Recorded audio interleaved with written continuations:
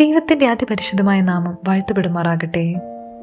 ഇന്നത്തെ അല്പനേരത്തെ ധ്യാനത്തിനായി തിരഞ്ഞെടുത്തിരിക്കുന്ന വേദഭാഗം മർക്കോസ് എഴുതിയ സുവിശേഷം 3-ാം അധ്യായം 13 മുതൽ 19 വരെയുള്ള വാക്യങ്ങൾ.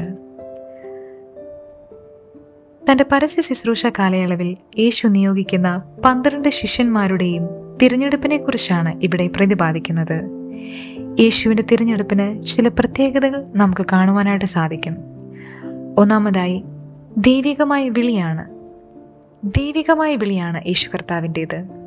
തനിക്ക് ബോധിച്ചവരെ യേശു അടുക്കൽ വിളിക്കുന്നു. ആ വിളി കേട്ട് തൻ്റെ അടുക്കൽ വന്ന ശിഷ്യന്മാരിൽ അനുസരണവും ത്യാഗമനോഭാവവും നമുക്ക് കാണുവാനായിട്ട് സാധിക്കും. യേശു കർത്താവിൻ്റെ ഓരോ വിളിയും ദൈവിക പദ്ധതിയുടെ ഒരു ഭാഗമാണ്. ദൈവം നമ്മെയും വ്യക്തിപരമായി വിളിക്കുന്നു. ആ ദൈവിക വിളി കേട്ട് ഉൾക്കൊണ്ട് അതനുസരിക്കുന്നതാണ് നമ്മുടെ ഉത്തരവാദിത്വം. രണ്ടാമതായി, അടുപ്പത്തിനായും ഒരുക്കത്തിനായും വിളിക്കപ്പെട്ടവർ. യേശു 12 ശിഷ്യന്മാരെയും തിരഞ്ഞെടുക്കുമ്പോൾ തന്നോടുകൂടി ആയിരിക്കാനായിട്ടാണ് ആദ്യം വിളിക്കുന്നത്. അത് മുൻപോട്ടുള്ള ദൗത്യത്തിലേക്കും ആഴമായുള്ള ബന്ധം രൂപീകരിക്കാനുമായിട്ടാണ് അവരെ അടുക്കിലേക്ക് വിളിക്കുന്നത്. യേശുക്രിസ്തുവിനോട് ശിഷ്യന്മാർ അടുക്കുമ്പോൾ അത് അവരുടെ ഭാവി ദൗത്യത്തിനായിട്ടുള്ള ഒരുക്കവും തയ്യാറെടുപ്പിനെയും കാണിക്കുന്നു. കേവലം ജഡികമായ അടുപ്പം മാത്രമല്ല യേശു ആഗ്രഹിക്കുന്നത്. അത് ദൈവിക പദ്ധതിയിൽ ഉൾപ്പെട്ട ദൈവിക കൂട്ടായ്മയ്ക്കും രൂപാന്തരത്തിനുമായിട്ടുള്ള അടുപ്പമാണ്. യേശുവുമായുള്ള ദൃഢമായ ബന്ധം നമ്മെയും ആ ദൈവികമായ പദ്ധതിയിലേക്ക് വിളിച്ചടുപ്പിക്കുന്നു. ആ ഒരുക്കവും തയ്യാറെടുപ്പും നമ്മുടെ ജീവിതത്തിലുടനീളം ഉണ്ടാകണമെന്ന് യേശു ആഗ്രഹിക്കുന്നു.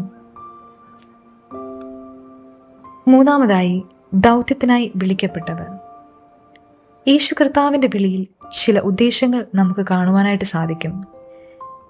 ദൈവിക വിളി കേട്ട് അനുസരിച്ച് ദൈവിക പദ്ധതിയിലേക്ക് തിരഞ്ഞെടുക്കപ്പെട്ട ശിഷ്യന്മാർക്ക് ചില ദൗത്യങ്ങൾ യേശു കർത്താവ് ഏൽപ്പിക്കുന്നുണ്ട്.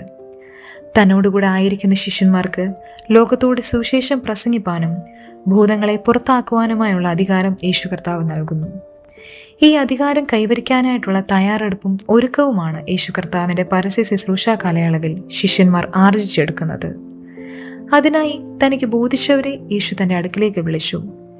ലോകത്തിന്റെ രൂപാന്തരം സൃഷ്ടിക്കുന്നതിനായി വിളിക്കപ്പെട്ടവരാണ് അപ്പോസ്തലന്മാർ. അവർക്ക് വ്യത്യസ്തങ്ങളായ ചുമതലയും സ്ഥാനവും യേശു നൽകുന്നുണ്ട്. ദൈവം നമ്മെയും ഇതുപോലെ തന്നെ വിളിക്കുന്നു, അയക്കുന്നു. തൻ്റെ അടുക്കൽ ഇരിപ്പാനും ദൈവിക പദ്ധതിയിലേക്ക് തയ്യാറെടുക്കുവാനും സുവിശേഷം അറിയിച്ച് ഭൂതങ്ങളെ പുറത്താക്കി ദൈവരാജ്യം സ്ഥാപിപ്പാനുമായി നമ്മെ വിളിക്കുന്നു. നാമും അയക്കപ്പെട്ടവരാണ്. നാം ധ്യാനിച്ച ചിന്തകൾ ഇവയായിരുന്നു. 1. യേശു കർത്താവിൻ്റേത് ദൈവികമായ വിളിയാണ്. 2. യേശു കർത്താവിനോടുള്ള അടുപ്പത്തിനായും ഒരുക്കത്തിനായും വിളിക്കപ്പെട്ടവർ. മൂന്നാമതായി, ദൗത്യത്തിനായി വിളിക്കപ്പെട്ടവർ. യേശു കർത്താവിൻ്റെ സുവിശേഷം അറിയിപ്പാനും ഭൂതങ്ങളെ പുറത്താക്കുവാനും യേശു ശിഷ്യന്മാരെ നിയോഗിക്കുന്നു. അതുപോലെ തന്നെ ദൈവം നമ്മെയും നിയോഗിക്കുന്നു, അയക്കുന്നു. ദൈവമാക്കിയിരിക്കുന്ന ഇടങ്ങളിൽ ദൈവിക പദ്ധതിയുടെ ഭാഗമായി വിശ്വസ്തരായിരിക്കാൻ ദൈവം നമ്മെ ഇടയാക്കട്ടെ. നമുക്കൊരു നിമിഷം പ്രാർത്ഥിക്കാം.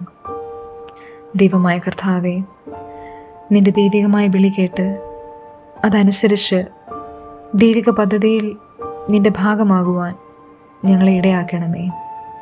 ആമേൻ.